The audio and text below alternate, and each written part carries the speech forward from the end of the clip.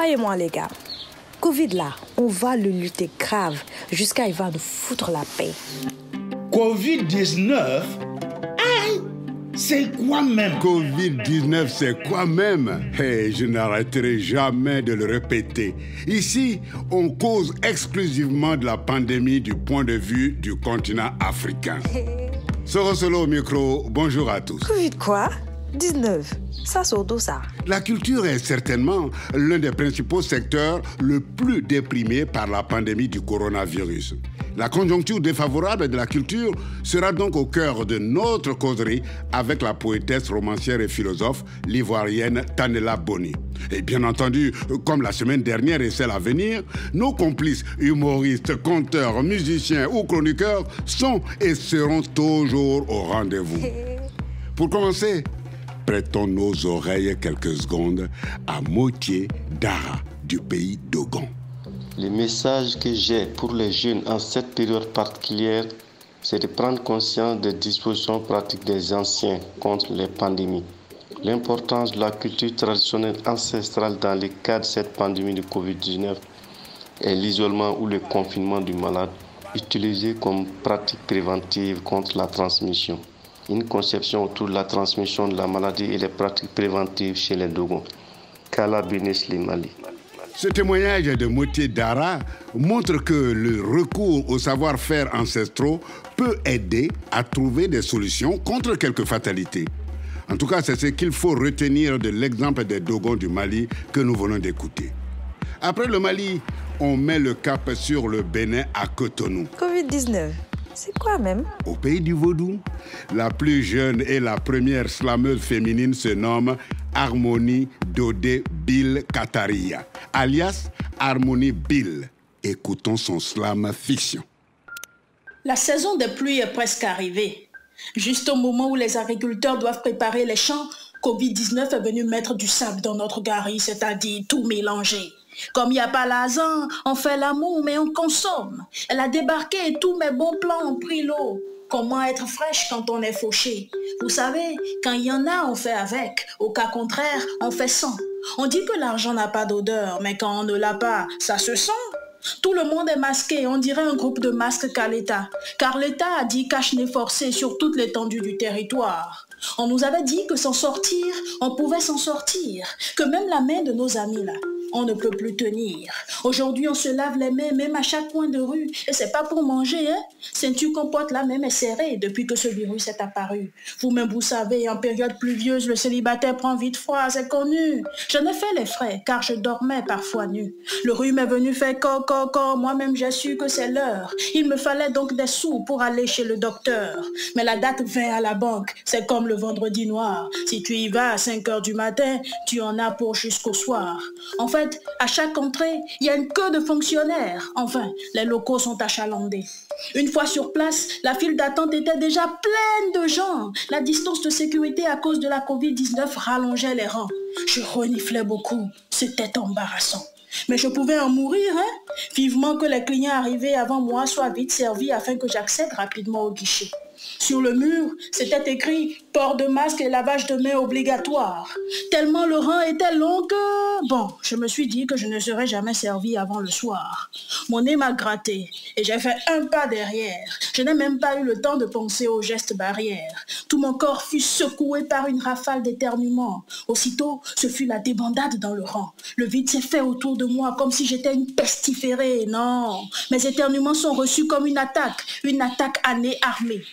Tous se sont mis à hurler l'alerte. Corona, Corona, ce fut la panique générale.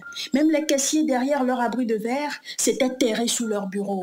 Ah là, je découvre soudain qu'encaisser leur argent n'était plus la priorité du public dans la banque, mais plutôt sauver sa peau. Voyez-vous les amis, là j'ai la preuve que sauver sa vie est de loin plus important que l'argent. Gel hydroalcoolique, pulvérisateur, nouveau cache-nez, chacun avait sorti son arme. Je voyais bien que tous ces clients dans la banque vendraient chèrement leur peau, laissant son alarme. Tous me bombardaient d'un regard réprobateur, mais que personne ne prenne le risque de m'approcher. Qui est fou? Prudence est mère de sûreté. Tous ont remis leur cache-nez et fourré leur nez dans le creux du coude. Geste qu'on fait quand on sent le parfum puant d'un pet. Alors, comme mes concitoyens de la banque ont fait le vide, plus personne sur mon passage. J'ai la voie libre pour accéder au guichet et faire mon retrait seul comme une reine. Mais je dois avouer que j'ai eu chaud. La foule aurait pu me lyncher pensant que j'avais le coronavirus et donc contagieuse. Qui aurait cru que les éternuements d'un banal rhume pouvaient servir de désengorgement d'une longue attente et se faire servir en priorité. Donc moi, la psychose du coronavirus m'a été avantageuse. Comme le dit le proverbe, c'est l'occasion qui fait le larron. La dérision de ce slam nous montre que parfois, il y a plus de peur que de mal. Un grand merci donc à Harmonie Bill qui, je le rappelle, est titulaire d'un master en comptabilité, contrôle et audit. Le slam, c'est tout simplement un hobby pour elle dans lequel elle excelle et remporte des distinctions. Et maintenant, à nous le Tchad pour la chronique du web de Pamela Badje. Bonjour Solo Soro. Depuis le mois d'avril dernier, de nombreux pays sahéliens ont dû fermer les salles de spectacle, de concerts, les restaurants et les boîtes de nuit dans l'optique de lutter efficacement contre la pandémie à coronavirus. Ce sont alors de véritables viviers d'épanouissement de la culture dont les portes se sont vues être brusquement barricadées au public. S'ajoutent à cela les couvre-feux qui finissent par asphyxier la tenue des manifestations culturelles dont le moment favori est évidemment la nuit. Pas facile de vivre de son art en temps de pandémie. Comme pour donner un coup de massage cardiaque à la chose culturelle, de nombreux acteurs du domaine ne manquent pas d'initiative. N'est-ce pas que la culture est éternelle? Un proverbe africain dit d'ailleurs que la culture est la possibilité même de créer, de renouveler et de partager des valeurs. Le souffle qui accroît la vitalité de l'humanité. Fin de citation. Je vous propose un premier arrêt au pays des hommes intègres, le Burkina Faso, où un regroupement d'entrepreneurs culturels a initié le Covid Live, une série de concerts live et d'entretiens diffusés uniquement sur les réseaux sociaux. Ici, le show se déroule dans une salle vide, mais avec un décor féerique et de nombreux spectateurs connectés. Patrick, partage avec nous ton secret. Qu'est-ce qui te permet d'être toujours heureux, Patrick? Alors, il faut rester soi-même. Je pense que je viens d'une école où tout ce qu'on m'a appris, c'est d'être artiste. Tout ce que j'aimerais vous dire, vous voulez me découvrir, écoutez ce que je fais. Au-delà de ça, je ne saurais comment vous dire qui je suis. Comme quoi, la musique ne se confine pas. Au Mali, les artistes ont choisi plutôt de combattre frontalement la pandémie. La FEDEMA, entendue par la Fédération des artistes du Mali, a même créé un label Culture contre coronavirus et a déjà produit gratuitement plus de 100 œuvres pour lutter contre la maladie. La FEDEMA fait figure d'interface pour défendre les intérêts des artistes auprès du gouvernement et gérer le retour très attendu du spectacle vivant. Mais la FEDEMA gère aussi, entre autres, la distribution des vivres envoyés par l'État ou encore les factures d'électricité d'artistes actuellement privés de leurs revenus. Ne passez pas à côté de ces vidéos souvent poétiques de danse, de musique ou comme ici de spectacles de marionnettes. Zozani, kana boli, koba nga minga juguna nga bemba la fitini nunui. Surkuba ka Zozani batwe. Ah, ni na ke kobela mbaye de. Est-ce que ni de fere do tiketoy wala saka siga frema. Zozani, ne be surkuba don tugumna o mogote. Waraba, ne go awyo coronavirus to gome. Awo, e bana ko ni bana isa naimine. Direction N'Djamena au Tchad où Théâtre Élan contourne la Covid-19 pour monter des scènes inédites dans les cours des gens. J'espère qu'ils passeront chez vous.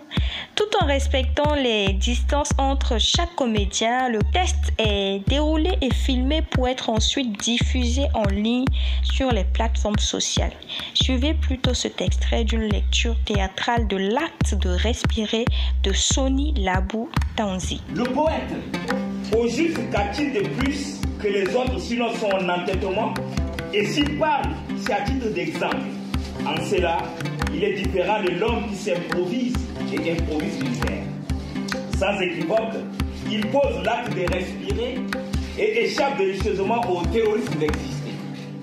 C'est fini pour aujourd'hui, mais la Covid-19 est encore là. Ne baissez pas la garde. Continuez à vous protéger et à protéger vos proches. Je vous dis à bientôt avec la même bonne humeur, n'est-ce pas, Solo Soro? Au Burkina Faso, au Mali, au Tchad, comme partout ailleurs, les artistes inventent et se réinventent pour résister à la prédation de la pandémie. C'est ce que nous démontre le tour du web de Pamela Badje depuis N'Djamena. À présent, il ne nous reste plus qu'à ouvrir notre plateau invité spécial. Covid-19, c'est quoi même?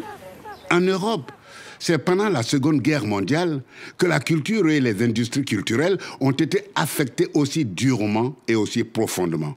Et aujourd'hui en Afrique, comme dans le monde entier, la culture est frappée de plein fouet par la pandémie du coronavirus et le confinement qu'il nous a imposé. C'est de ce sujet que nous parlons aujourd'hui avec la poétesse, philosophe, romancière ivoirienne Tanella Boni, interviewée par téléphone. On lui a d'abord demandé quel était sur le continent africain l'état des lieux de la création, de la diffusion et des économies culturelles. Tanella Boni. Je dois dire que la vie culturelle, elle est arrêtée un peu partout, dans le monde entier. Mais en Afrique, c'est vrai, c'est assez tragique. Pour la bonne raison qu'on peut être artiste tout seul, mais en réalité, on n'est jamais réellement tout seul. C'est toute une chaîne. Qu'on soit un écrivain, qu'on soit, je ne sais pas, un peintre, qu'on soit un homme ou une femme de théâtre. Il y a tout un groupe avec, c'est toute une organisation. Et finalement, la pandémie a mis un coup d'arrêt justement à cette organisation. Ça veut dire que la vie culturelle, elle est vraiment très, très, très importante dans chaque pays. Et quand elle s'arrête, ça veut dire quoi? Il n'y a plus de bibliothèque, il n'y a plus de spectacle, il n'y a plus de cinéma. Et cerise sur le gâteau, si je puis dire, il s'est trouvé que par la même occasion, les écoles ont été fermées dans la plupart des pays africains. Et quand il n'y a pas d'école, il y a moins de consommation aussi de la culture. Tout cela a posé, ou continue de poser problème, même si on sait que depuis quelques semaines, il y a quand même un déconfinement. Ce que je pourrais ajouter aussi, c'est que la dernière grande manifestation culturelle qu'il y a eu dans un pays africain, c'est finalement à Abidjan, c'était le Massa, du 7 au 14 mars dernier.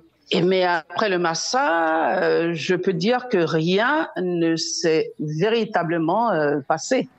Voilà, c'est ce que j'appelle donc une vie culturelle à l'arrêt. Et c'est aujourd'hui qu'on se rend compte que la vie culturelle est réellement importante. Ah oui, on ne fera pas un dessin pour souligner l'importance de la culture. Et compte tenu de sa dimension sociale et économique, on a demandé à Tanella Boni s'il y a en Afrique des mesures spécifiques d'accompagnement des acteurs culturels dans ce contexte de pandémie coronavirus. Oui, je sais que ça et là, il y a eu quand même quelques mesures qui ont été annoncées. Il faut dire que c'est vrai, ce sont d'abord les artistes, les associations d'artistes, les fédérations qui ont manifesté, par exemple, le désir d'être entendus, le désir d'être reçus par les différents ministères de la culture. Je sais qu'en Côte d'Ivoire, à la mi-avril, il y a une délégation qui a été reçue notamment par la ministre de la Culture. Et à ce moment-là, ce qui a été décidé, c'est qu'une certaine somme a été allouée au Bureau ivoirien du droit d'auteur. Mais ce qu'il faut ajouter aussi tout de suite, c'est que cette somme a été allouée au titre du paiement anticipé des droits d'auteur et droits voisins. Dans d'autres pays aussi, je sais qu'au Burkina Faso, une certaine somme, disons 1 milliard et quelques, a été allouée par le ministère de la Culture et que la redistribution de cette somme a été confiée à un acteur bien connu, en la personne d'Étienne Minungu, qui sera chargé donc de la redistribution à tous les acteurs culturels. Mais ici, je me pose la question de savoir si En temps ordinaire, les politiques culturelles dans les différents pays ne devraient pas se préoccuper un peu plus du secteur culturel. Parce qu'en fait, ce n'est pas au moment où le secteur est complètement à l'arrêt qu'on se dit « Ah, on aide les autres, peut-être que ce secteur aussi est important, on va aider ce secteur-là. » Mais je me dis que ce serait quand même une très bonne chose dans les pays africains et pour les acteurs culturels qu'il y ait quand même des politiques culturelles conséquentes dans, en tout cas, la plupart des pays africains. Eh oui, on ne le dira jamais assez. La culture est à bien des égards le parent pauvre des problématiques de développement des politiques africaines. La pandémie du coronavirus a révélé l'importance des pertes de revenus subies par l'entreprise culturelle.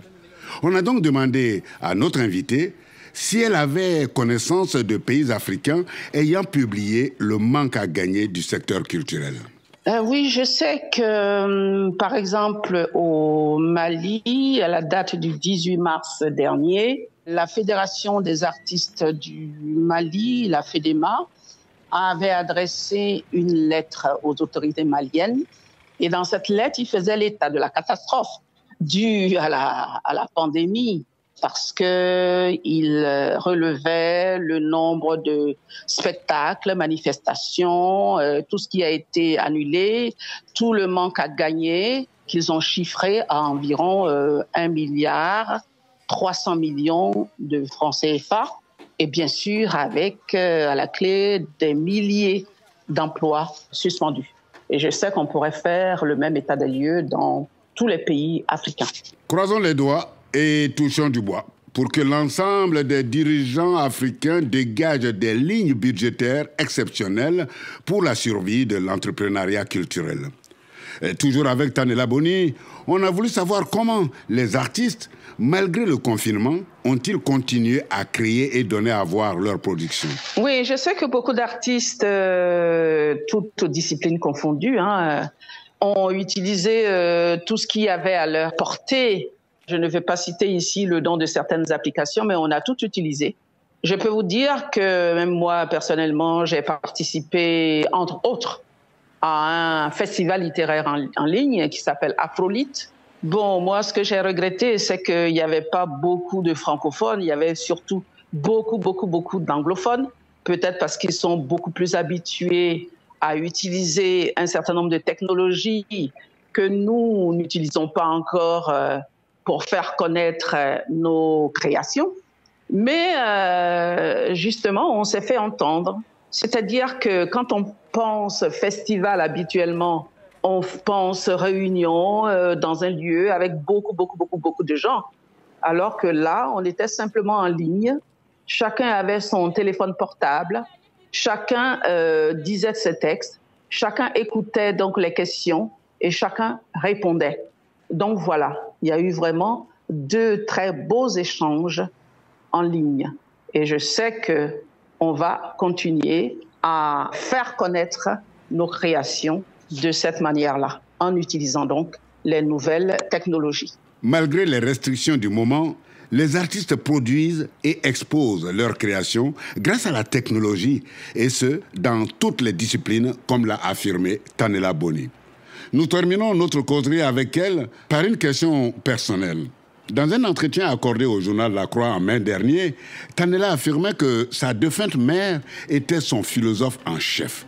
Nous lui avons donc demandé ce qu'aurait pu dire Maman Boni sur le bouleversement de notre quotidien par le coronavirus. Je pense qu'elle était assez prudente, donc elle aurait d'abord dit « Ah, les jeunes, est-ce que vous suivez scrupuleusement les gestes barrières ?» Parce que c'est aussi ça. Tout le monde se relâche. Il a suffi qu'on dise « plus de couvre-feu », là, tout le monde se relâche. Mais je sais que si ma mère était encore là, elle aurait gueulé un coup, elle aurait dit « Faites attention les jeunes, la vie ce n'est pas comme ça, ça tient juste à un fil, faites attention ». La culture est touchée en plein dans le mille, comme tous les secteurs professionnels. Mais tous les artistes restent debout et s'inventent et se réinventent pour me répéter. Mais restons vigilants. C'est le conseil qu'aurait prodigué la mère de Tanella Boni, notre invitée spéciale d'aujourd'hui. Docteur S. Lettres, poétesse, romancière et philosophe, Tanella Boni, autrice de nombreux ouvrages, fut lauréate en 2009 du prix international de poésie Antonio Vicaro pour l'ensemble de son œuvre poétique et du prix continental dans la catégorie meilleur auteur. Covid quoi? 19. Bon les amis, que diriez-vous d'une musique hautement mélodique? J'en ai une qui vient de Mauritanie. Elle est composée par Garmi Mit Abda de Mauritanie.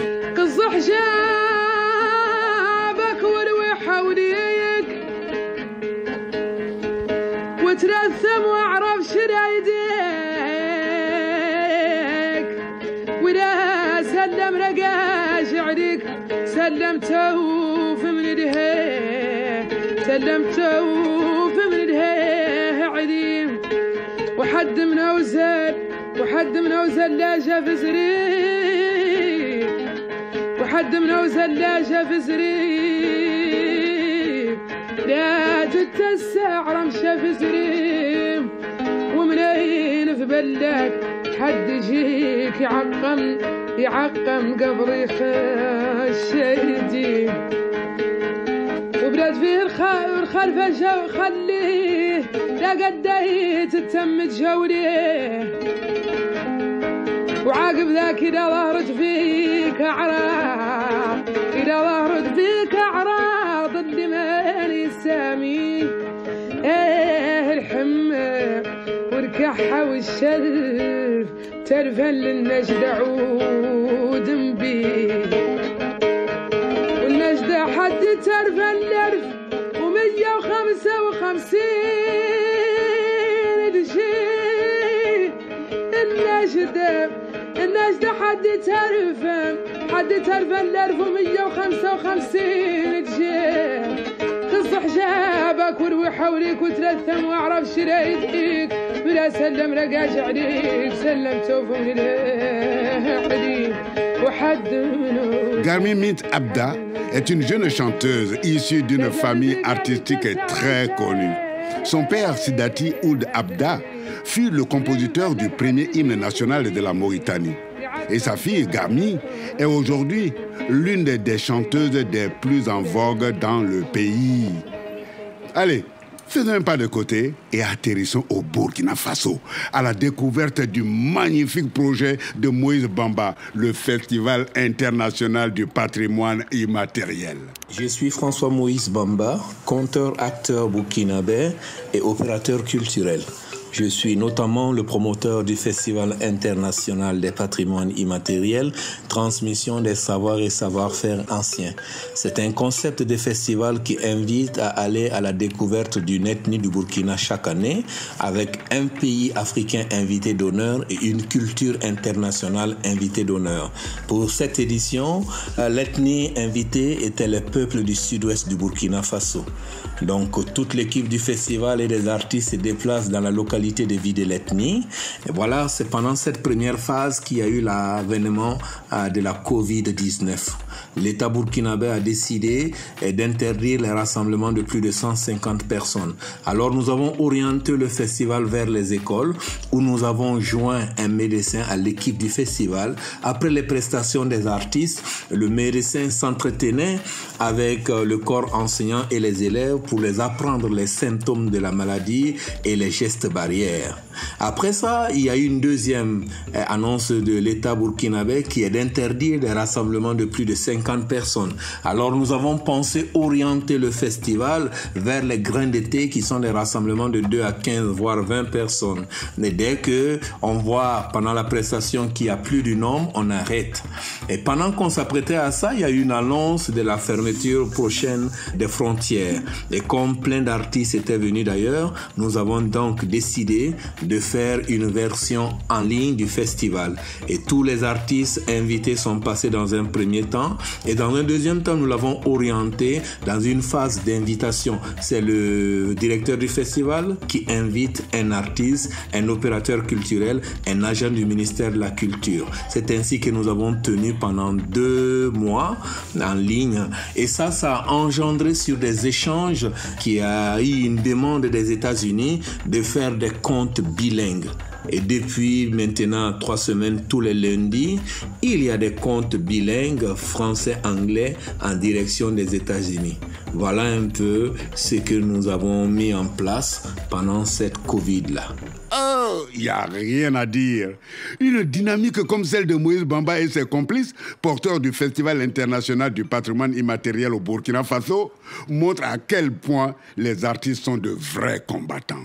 Les amis, vous savez qu'on est quasiment à l'étape de notre rendez-vous, hein? Et comme d'habitude, on conclut notre rendez-vous toujours par la fiction racontée de Binda Ngazolo. Et aujourd'hui, il est question d'une attaque de la culture par le coronavirus. Salut l'Afrique! Pour celles et ceux qui n'auraient pas été témoins du dernier combat singulier entre le paludisme et moi-même, je me présente à vous. Je suis le Covid-19. Et ce vieux palu ose me donner l'ordre de dégager de l'Afrique. Il va comprendre qui est le boss ici en Afrique. Voici mon plan d'action. Ce sera simple. Je vais commencer par une offensive sectorielle sur l'Afrique. Ma première cible, c'est le secteur artistique et culturel. C'est le ventre mou des projets de développement des États africains. C'est un secteur formellement informel. Il existe sans exister officiellement. Les artistes n'ont aucun statut légal dans beaucoup de pays africains. Donc, aucune protection contre moi. La sécurité sociale pour les artistes, c'est de la science-fiction pour certains pays africains. Le droit d'auteur, c'est valable pour quelques stars et quelques auteurs bien introduits de la musique. Les artistes-interprètes n'ont aucune protection contre moi. C'est pareil pour les artistes dramatiques et autres conteurs qui ne comptent pas. Elle est drôle, hein? Comme protection, les techniciens n'ont rien. Et je ne vous parle même pas des autres métiers connexes des arts et de la culture. Alors moi, je frappe dans le tas. Bang, bang, pandémie. Les artistes sont dans le confinement. Plus moyen de couper, encore moins de décaler. Il n'y a plus moyen de s'envolement. C'est la misère. Alors, c'est qui le boss, hein? Entends-tu les attelles à coups des artistes qui chantent le coronavirus, hein? Moi, Covid, j'ai fait le vide dans les boîtes de nuit, dans les salles de spectacle, dans les salles de cinéma, les maquis et j'en passe des meilleurs. Les artistes et les opérateurs culturels vont mourir de faim. Et moi, Covid-19, de postillon en postillon, j'attends les survivants et les morts vivants dehors. Alors c'est qui le boss, hein? Pour les artistes et les opérateurs culturels africains, c'est la double peine. Une crise sanitaire doublée d'une crise économique. Un grand danger pèse sur nos artistes si nos États ne prennent pas leurs responsabilités. Dans la musique, nous avons de grands artistes de renom qui font le tour du monde. Nous avons de célèbres plasticiens qu'on expose dans des galeries et des fondations à New York, à Paris, à Londres et j'en passe. Nous avons des cinéastes, des photographes, des chorégraphes, des poètes, des écrivains. Tous réinvestissent dans leur pays et créent des emplois. Par conséquent, ils créent des richesses. Mais malgré ce potentiel du secteur artistique et culturel, les exemples de politiques concertées et offensives sont quasiment inexistants dans beaucoup de pays africains. L'Afrique, d'après Covid-19, devrait enfin nous ouvrir les yeux sur la nécessaire prise en compte de la dimension culturelle du développement de notre continent. Mon cher Binda, grand maître de la parole, merci d'interpeller nos dirigeants. La culture éduque, informe, distrait et produit des richesses comme toutes les autres activités. Il y a urgence. Il faut une vraie politique offensive pour son développement partout en Afrique. Ce qui est dit est dit. Sur ce, on vous demande la route. Veuillez nous l'accorder. On se retrouve la semaine prochaine. Au revoir.